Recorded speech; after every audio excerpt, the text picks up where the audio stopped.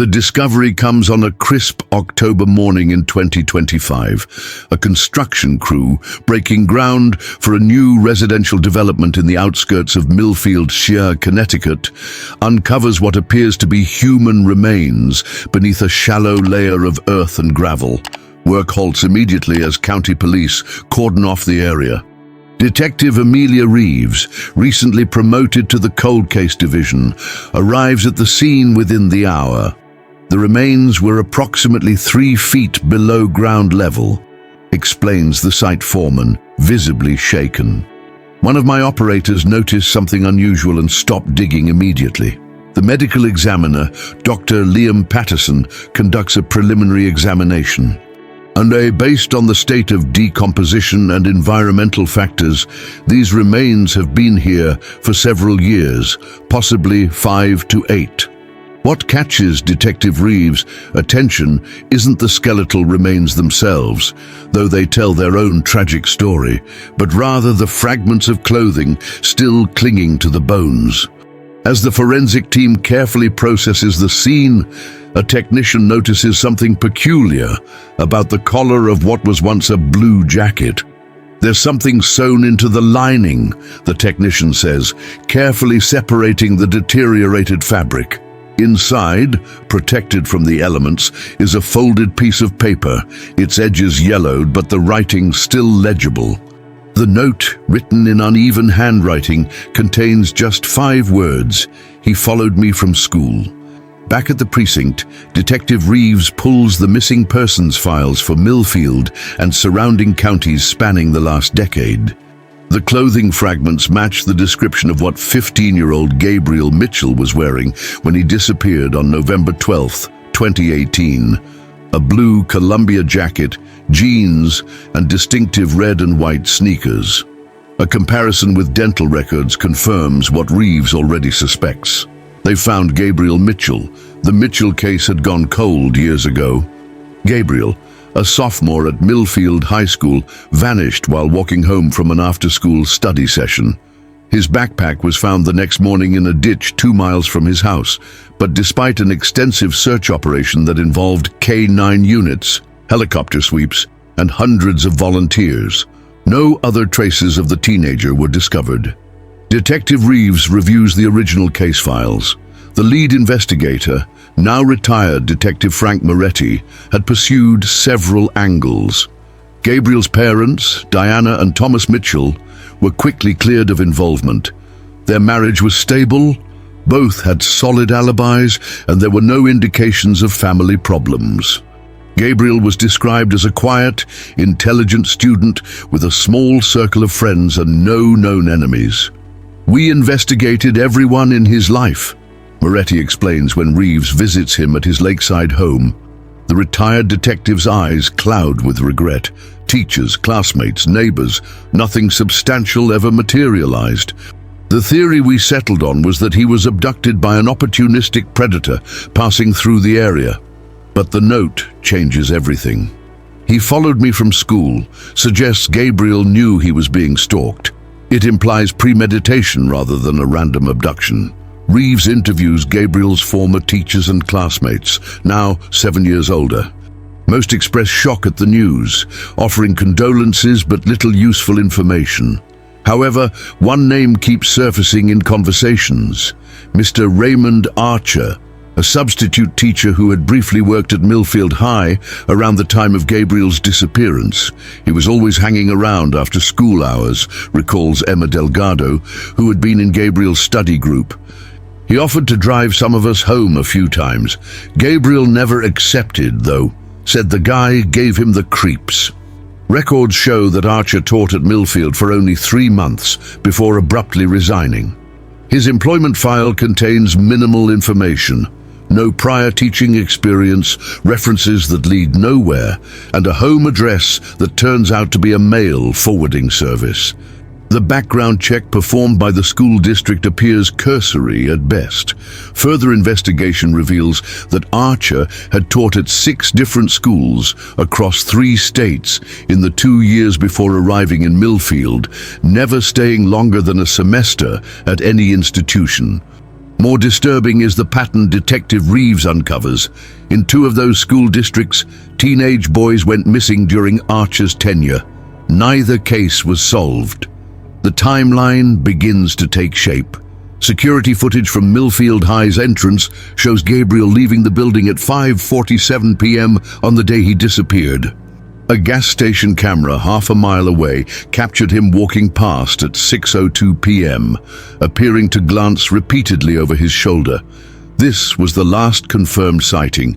Detective Reeves tracks down the only other person known to have left the school building within 10 minutes of Gabriel, Raymond Archer.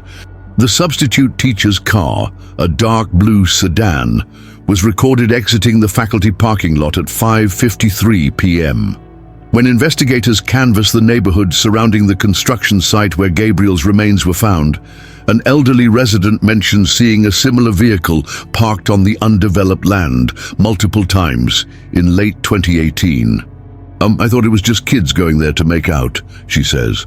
It was always after dark, and the land was just sitting there empty back then. Cell tower data from the night of Gabriel's disappearance places Archer's phone within a half-mile radius of the burial site. Not conclusive evidence, but another piece of the puzzle. The original investigation had briefly looked at Archer, but dismissed him when his alibi checked out. He claimed to have driven straight home and spent the evening grading papers. A neighbor confirmed seeing his car in the driveway that night, and Archer had made a call from his landline at 7:15 p.m., seemingly placing him at home when Gabriel would have gone missing. But now, with the discovery of the note and the proximity of Archer's phone to the burial site, Detective Reeves sees the gaps in that alibi. The neighbor couldn't confirm Archer himself was home, only his vehicle. The landline call could have been made after Gabriel was already subdued. Most critically, the note suggests Gabriel knew he was being followed. He had time to write it and conceal it in his clothing, a final message perhaps, in case the worst happened. A message that would take 7 years to find its way to investigators. As Detective Reeves presents her findings to the department, the search for Raymond Archer intensifies. His trail after leaving Millfield goes cold in early 2019.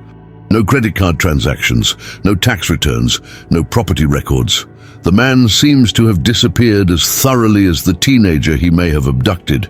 We need to find out who Raymond Archer really is, Reeves tells her team.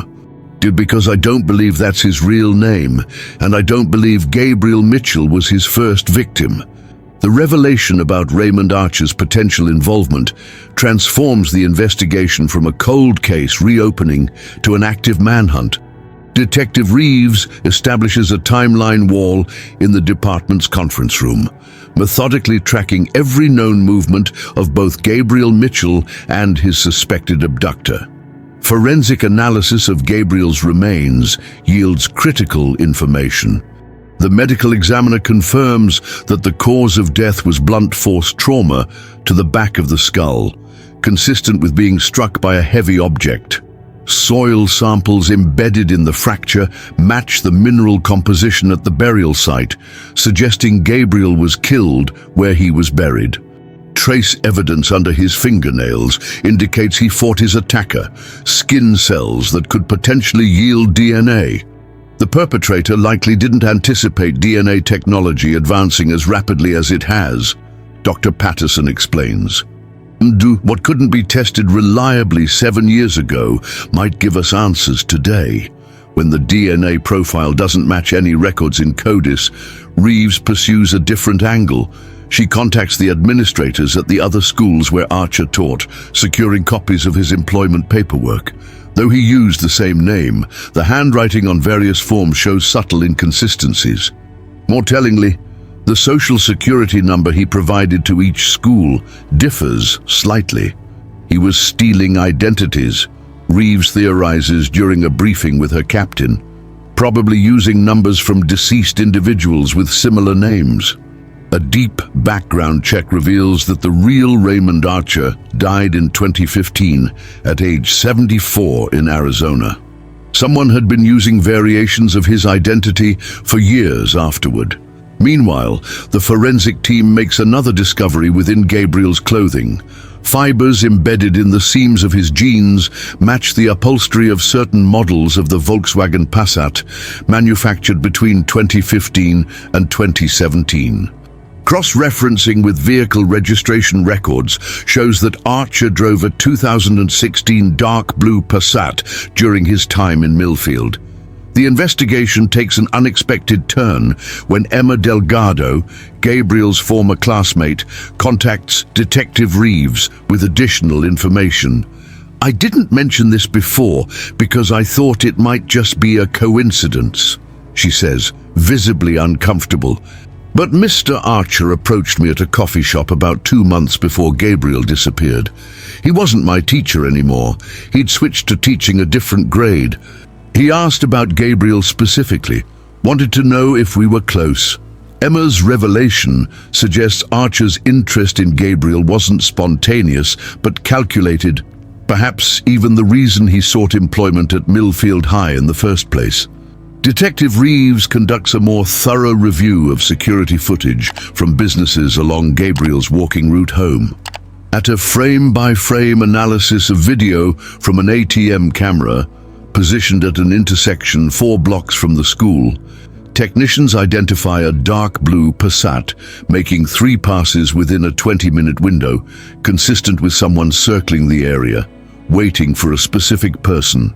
Thomas Mitchell, Gabriel's father, provides investigators with his son's laptop, preserved exactly as it was the day Gabriel disappeared. The digital forensics team recovers deleted emails showing Gabriel had reported feeling uncomfortable around Mr. Archer to his guidance counselor just 1 week before his disappearance. The counselor had dismissed his concerns as unfounded. "I should have pushed harder when Gabriel mentioned that teacher," Thomas says, his voice breaking. "He said the guy kept finding reasons to talk to him alone. I told him he was probably just being friendly." Diana Mitchell, reviewing her son's school papers, finds marginal notes from Archer on Gabriel's assignments that now appear disturbingly personal. Exceptional insight, Gabriel. We should discuss this further. Your perspective is unique. Reminds me of myself at your age." Comments that had seemed merely encouraging to parents and administrators now carry sinister undertones. The investigation broadens to include the other missing teenagers from districts where Archer taught. In Boulder, Colorado, 16-year-old Derek Winters vanished in 2017 while walking home from baseball practice. In Tacoma, Washington, 15-year-old Marcus Rodriguez disappeared after staying late at school for a science project in 2016. Both cases share disturbing similarities with Gabriel's. Teenage boys who vanished in the early evening, backpacks found discarded but bodies never recovered, and a substitute teacher who left town shortly after. Following this pattern, Detective Reeves contacts law enforcement in every district where Archer worked. 2 additional missing persons cases emerge that fit the profile. In each instance, Archer taught at the school briefly, developed inappropriate interests in specific male students, and departed shortly after a disappearance. We're looking at a serial predator who's been active for at least a decade, Reeves concludes. He's methodical, patient, and adaptable. A breakthrough comes when advanced DNA testing matches the skin cells under Gabriel's fingernails to an unsolved 2014 assault case in Oregon.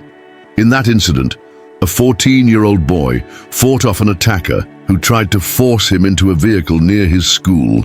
The boy scratched his assailant's face, preserving DNA evidence, but the perpetrator was never identified. The assailant had identified himself to the victim as a teacher named Mr. Reynolds.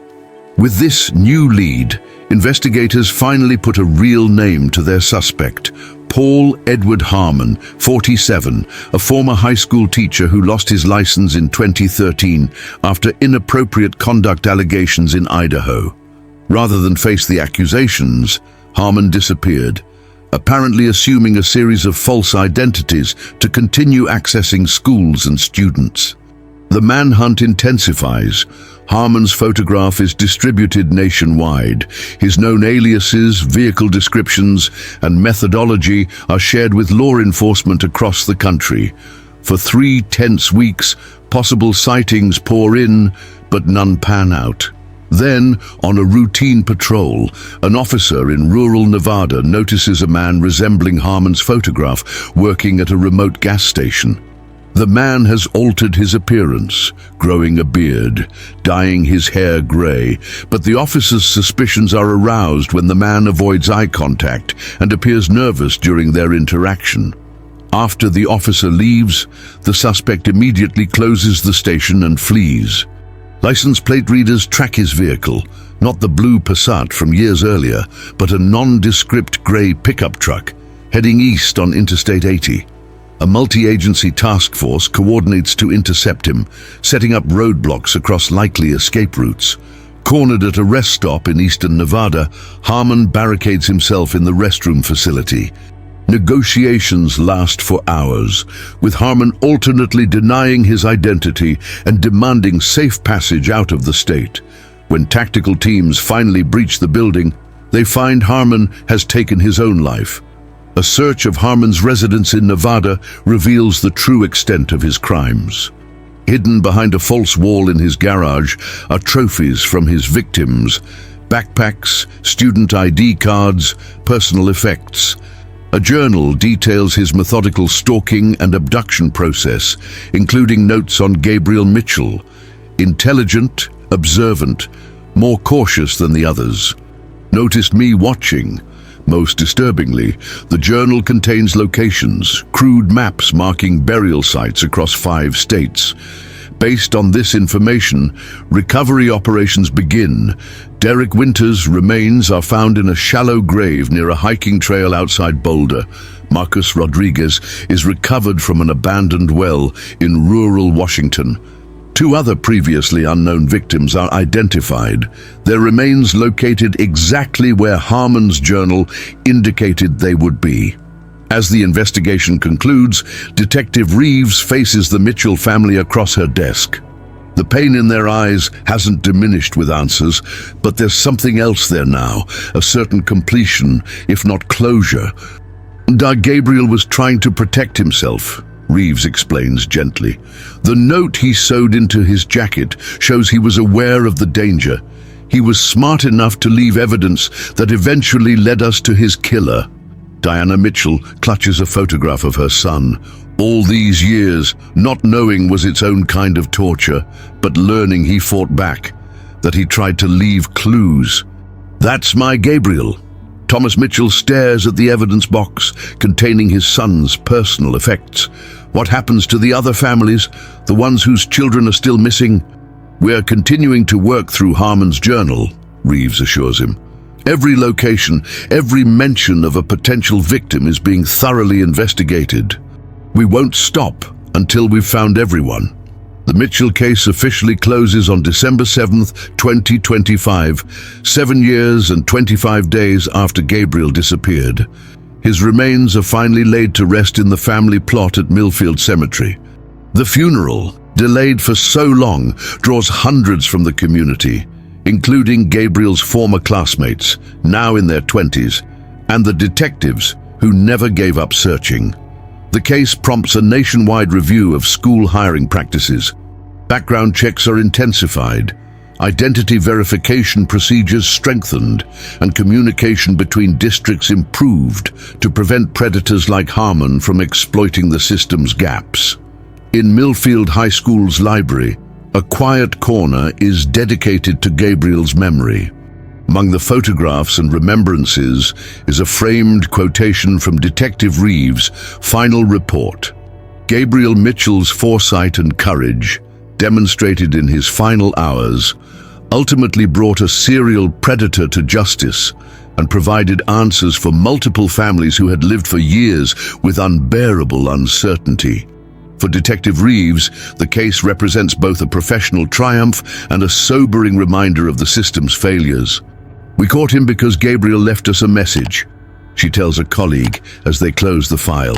But we should have caught him years earlier. The warning signs were there, we just weren't connecting the dots. In the evidence room of the Millfield Police Department, the small note that started it all, "He followed me from school," is preserved. 5 simple words that broke open a case spanning a decade of predation and eventually brought a measure of justice to families across the country. A final communication from a teenager who, even in his fear, had the presence of mind to leave behind the clue that would ultimately solve his own murder. As the Mitchell family begins their long-delayed process of healing, Detective Reeves returns to her cold case files. On her desk sits a new missing persons report. Another teenager, another community in shock. The work continues,